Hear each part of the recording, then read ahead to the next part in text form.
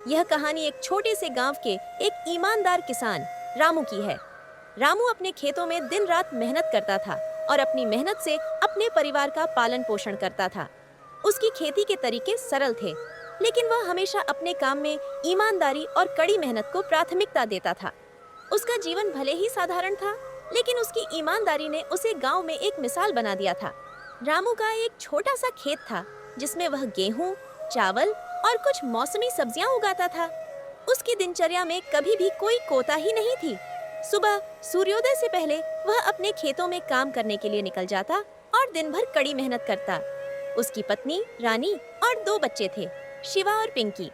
वह अपने परिवार के साथ खुश रहता था, क्योंकि उसने कभी किसी से धोखा नहीं किया था और न ही किसी गलत तरीके से धन कमाने का सोचा था। एक दिन गांव के बड़े व्यापारी भोलू दास रामू के पास आए। भोलू दास गांव के सबसे बड़े व्यापारी थे और अधिकांश किसानों से उनकी फसलें खरीदते थे। भोलू दास ने रामू से कहा, रामू, तुम्हारे खेत में अच्छा गेहूं उगता है। मुझे यह चाहिए, लेकिन मैं तुम्हें इसकी पूरी कीमत नहीं दे सकता।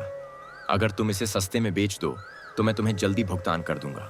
रामू ने भोलू दास की बात ध्यान से सुनी और फिर जवाब दिया, भोलू भाई, मैं समझता हूँ कि तुम कम कीमत पर गेहूं खरीदना चाहते हो, लेकिन मैं अपने श्रम का सही मूल्य लूंगा। मैं इसे सस्ते में नहीं बेच सकता।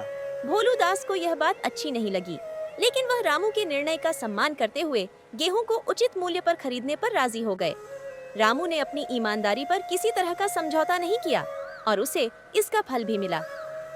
कुछ महीनों बाद जब फसलें अच्छी तरह से उगी, तो रामू ने अपने गेहूं को बाजार में अच्छे दामों पर बेचा। उसकी मेहनत और ईमानदारी ने उसे नुकसान नहीं होने दिया और वह अपनी जरूरतें पूरी करने में सफल रहा। रामू की ईमानदारी का प्रभाव न केवल उसके परिवार पर, बल्कि गांव के अन्य किसानों पर भी पड़ा। लोग उसे आदर्श मानने लगे थे।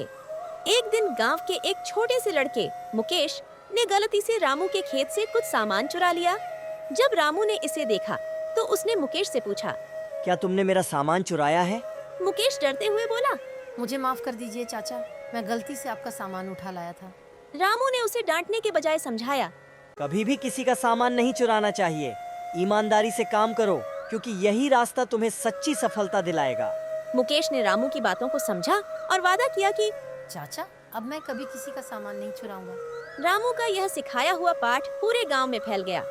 लोग अब केवल उसकी खेती के बारे में नहीं, बल्कि उसकी ईमानदारी और निष्ठा के बारे में भी बात करते थे।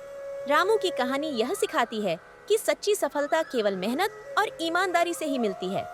वह न केवल अपने परिवार के लिए एक आदर्श था, बल्कि पूरे गांव के लिए प्रेरणा का स्रोत बन गया।